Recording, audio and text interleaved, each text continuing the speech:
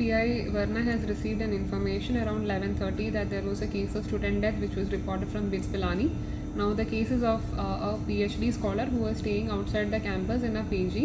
The preliminary finding is that it is a case of suicide, and police investigation is currently undergoing, and we will be able to give detailed information after the police investigation and post-mortem reports are received. Now this is the second incident which was reported this year. Last year we had unfortunately 4 similar incidents of student suicide.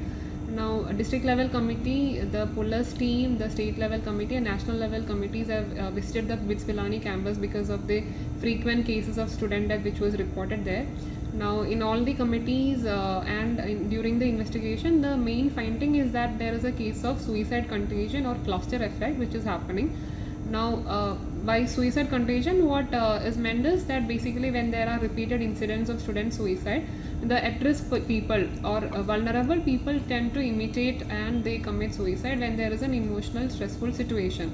Now this is what has been the major finding in all the investigation, and we have conducted a detailed investigation into the frequent student suicides in the Pilani campus, and we have submitted a report to the government also.